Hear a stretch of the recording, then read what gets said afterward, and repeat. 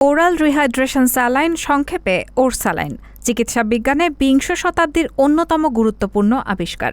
British medical সাময়িকী দি ল্যান্সেটের মতে cholera ও পেটের অসুখের চিকিৎসায় এটি এক বিস্ময়কর উদ্ভাবন।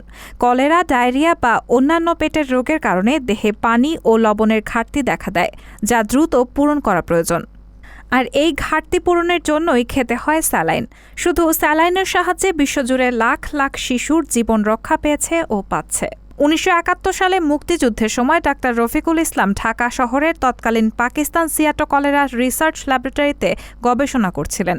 তিনি তখন এক সহজলভ্য ওরাল স্যালাইন উদ্ভাবন করেন, যা প্রথমবারের মতো পশ্চিমবঙ্গের শরণার্থী শিবিরে ব্যবহার করা হয়। ফলস্বরূপ বহু মানুষের জীবন রক্ষা পায়। বাংলাদেশ স্বাধীন হলে ডাক্তার রফিকুলকে এই আবিষ্কারের জন্য সরকার স্বীকৃতি দেয়। ১৯৮০ সালে বিশ্ব স্বাস্থ্য সংস্থা তাকে এই স্যালাইনের উদ্ভাবক হিসেবে স্বীকৃতি দেয়। পরবর্তীতে ব্র্যাক এনজিও স্যালাইনের খবর সারা দেশে ছড়িয়ে দেয়। ফলে এখন সব মুদি দোকানে এই ওরস্যালাইন পাওয়া যায়। বর্তমানে স্যালাইনে sodium chloride, potassium chloride, glucose ও ট্রাইসোডিয়াম সাইট্রেট থাকে, যা দেহের পানি ও লবণের ভারসাম্য রক্ষা করে। স্যালাইন তৈরি করাও সহজ। ৫০০ মিলিলিটার বিশুদ্ধ পানিতে একটি প্যাকেট স্যালাইন মেশাতে হবে।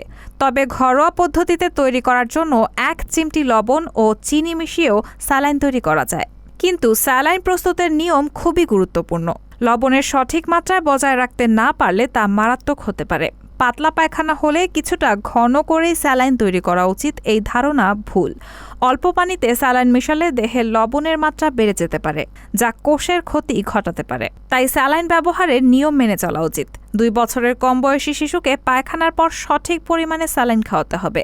স্যালাইন বানানোর ১২ ঘণ্টা পর তা ব্যবহার করা উচিত নয়। রায়হানা মুন, সবার কথা।